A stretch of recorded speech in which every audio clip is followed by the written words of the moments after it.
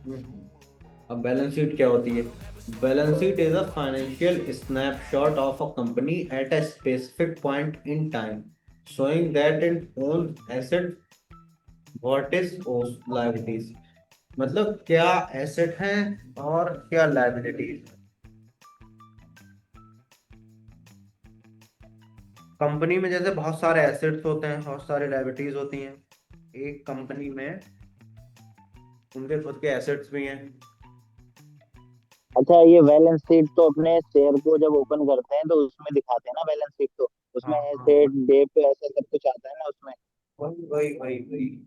जैसे कितने हाँ एसेट घटे, बराबर। कितने एसेट बढ़े कंपनी के। तो हाँ ये हाँ। वही वही सारी चीजें हैं यहाँ पर। हल्की सी कैश थ्योरी पढ़ते वगैरह। हैं। हाँ, कितने ये सब। हल्की सी थ्योरी देखते हैं, फिर सीधे उसी पे चलेंगे। जी जी बिल्कुल। अब ये है a balance.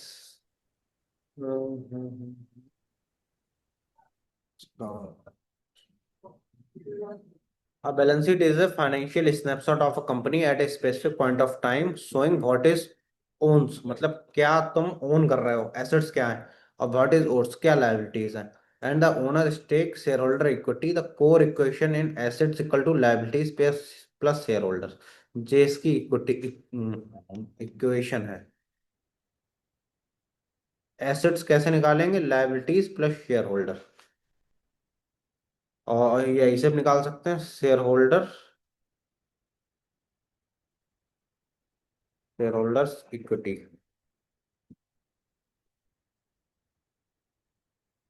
Equal to assets minus liabilities. Assets में से लायबिलिटीज घटा दें, insuring everything always balance. Key component क्या है? Assets cover company resources like cash inventory. अब एसेट्स में क्या क्या कवर होता है? कंपनी पे, कंपनी के पास कैश कितना है, कंपनी की इन्वेंट्री कितनी है। अब जैसे मान लो एक कोई कपड़े की दुकान है, तो उसमें उनकी, मान लो एक शोरूम है, तो उसमें कितना, कितनी इन्वेंट्री मतलब उन्होंने ला के रख रखी है। मान लो 500 पीस हैं। अब सब थोड़े बिक जाएंगे, मान लो 300 बिक गए सेल, तो ईयर एंड पे 200 क्या हो गई, उनकी इन्वेंट्री हो गई है। उसके बाद current assets convertible with in year, जो एक साल में कन्वर्ट कर सकें, वो करंट एसेट, वो भी तुम्हारे एसेट में आ जाएंगे। प्रॉपर्टी और इक्विपमेंट नॉन करंट एसेट्स, जो प्रॉपर्टी है या कोई इक्विपमेंट है वो नॉन करंट एसेट है, वो भी इसी में आएंगे। तो ये हो गए तुम्हारे एसेट्स। अब वो लाइबिलिटीज क्या है? लाइबिलिटी में इंक्लूड होता है शॉर्ट टर्म डेथ। लाइबिलिटीज का मतलब ही होता है कर्जा। तो शॉर्ट टर्म डेथ, लाइबिलिटीज में तुम्हारा क्या क्या आ गया? शॉर्ट टर्म डेट और बिल पेबल। मान लो किसी से तुम शॉर्ट ड्यूरेशन पे ले आए, मान लो कपड़े की दुकान है, तो मान लो पिछली पार्टी से कपड़े उठाए, 30 दिन के क्रेडिट पे उठा लिए। क्रेडिट चलता है, जैसे तुम भी सामान लेके आते हो तो 10,000 की चीज लाए, 5,000 दे आए, 5,000 क्रेडिट हो गए, बचे जे 15 दिन बाद देंगे। तो एक जो क्रेडिट चलता है, तो वो भी तुम्हारा लायबिलिटी में ही आया, देने तो नहीं, आज नहीं तो कल। उसके बाद लॉन्ग टर्म लोन्स, उसके बाद long term loans, while shareholders equity reflect invested capital plus retained profit। और शेयर होल्डर इक्विटी में क्या रिफ्लेक्ट करता है? Invested capital. अब जैसे मान लो कोई शॉप खोली है, तो उसमें कुछ इन्वेस्ट करा होगा। जैसे हमने ये ऑफिस बनवाया अपना, तो इसमें हमारी इक्विटी जो हो गई वो 10 लाख रुपए हो गई। 10 लाख रुपए हमने इसमें इन्वेस्ट करा, तो 10 लाख का इन्वेस्टमेंट हो गया। और क्या है? और रिटेन प्रॉफिट, अब जो इसमें प्रॉफिट आता जाएगा वो हमारा इसमें ऐड होता जाएगा। अब जैसे कोई कंपनी है 1 करोड़ की है, अब मान लो उसका हर साल 10% प्रॉफिट बढ़ रहा है, तो हर साल वो कंपनी की वर्थ भी तो बढ़ेगी भाई। Think of it as the thinks of it as the companies financial health. Check strong asset over liability signal stability. अब स्ट्रॉन्ग एसेट ओवर लायबिलिटी, अब क्या है? एसेट ज्यादा हूँ, एसेट्स जो हैं वो ज्यादा हैं और लायबिलिटीज कम हो, तो जो क्या सिग्नल देता है कि कंपनी जो है वो स्टेबल है, तो ग्रोथ सही चल रही है कंपनी की। इसके अलावा एसेट्स मतलब वही तो मैंने बताया, जैसे एसेट्स तुम्हारे, ये सारी चीजें हमारी एसेट है, ये है, ये भी एसेट है, ये भी एसेट है, जो कंपनी के अंदर है। और जो कैश है, कैश रहता है वो भी इन्वेंट्री, वो क्या कहते हैं, एसेट है हमारे। और जो इन्वेंट्री है, जो सामान रखा है जो अभी तक बिका नहीं है, वो भी हमारी एसेट। और हम लाए तो बेचने के लिए हैं, बिके हैं या नहीं बिके उससे क्या मतलब। Why it matters in stock, जे स्टॉक में क्यों मैटर करता है। Investor use balance sheet to give liquidity, current asset versus liabilities, और debt level, debt to equity ratio and growth और retain earning before buying shares. अब investor balance sheet क्यों check करते हैं, वो एसेट देखते हैं कितने हैं कितने नहीं, लायबिलिटीज देखते हैं कितनी है कितनी नहीं है, डेट कितना है कंपनी पर, डेट टू इक्विटी कितना है। अब मान लो तुमने 10 लाख का इन्वेस्टमेंट है, लोन ले रखा 15 लाख, तो डेट टू इक्विटी 1.5 हो क्या,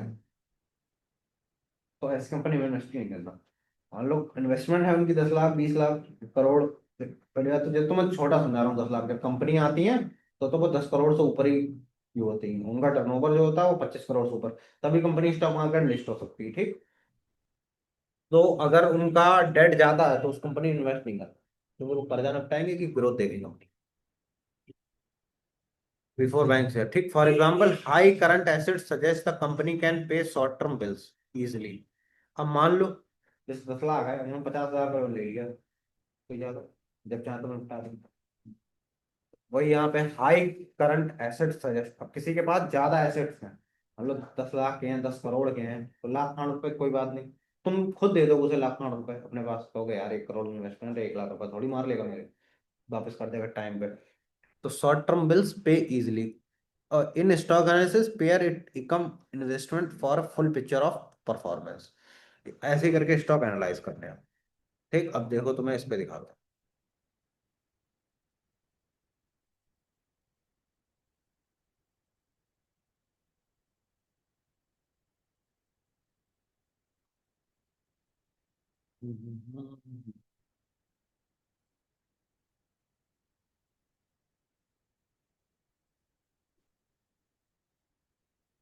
फाइनेंशियल में आ गए, बैलेंस शीट, देखो जे है बैलेंस शीट। अब इसमें इनने देखो क्या क्या दे रखा है, total shareholder funds annual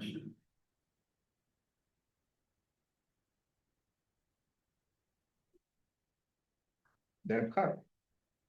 ये मार्च 25 का है, 24 23 5 साल की दे रखी है।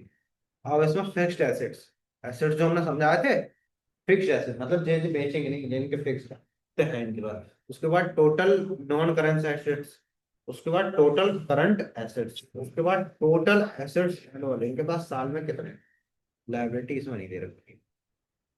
अब देखो शेयर होल्डर कितने हैं इनके, जो बड़े ही हैं यहाँ पे, शेयर होल्डर जो फंड्स हैं तो देखो बड़े ही हैं यहाँ। उसके बाद इनके नॉन करंट एसेट्स वो भी बड़े हैं, करंट एसेट्स वो भी लमसम उतने ही हैं, और टोटल एसेट्स एनुअल वो भी बड़े हैं। अब एक चीज तो मैं रह गई, stand alone consolidate. Stand alone मतलब कंपनी का सिर्फ जो क्रॉम्पटन है उसकी खुद की, और उसकी जो सब्सिडरीज वगैरह है और कोई कंपनी भी है तो वो कंसोलिडेट। कंसोलिडेट में ओवरऑल होता है, मतलब जितना है वो total। देख लो बैलेंस शीट यही है बस।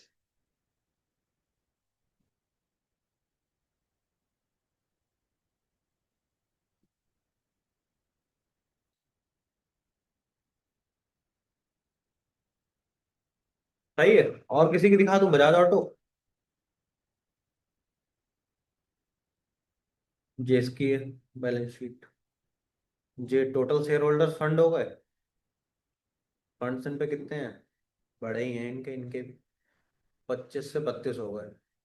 उसके बाद नॉन करंट एसेट्स वो भी बड़े हैं, ये इनके घटे हैं, जितने पहले थे 21 में उससे भी कम हो गए।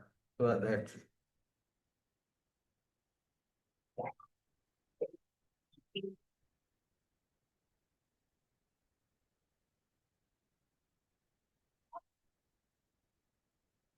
सही है, बैलेंस शीट हो गई यहाँ।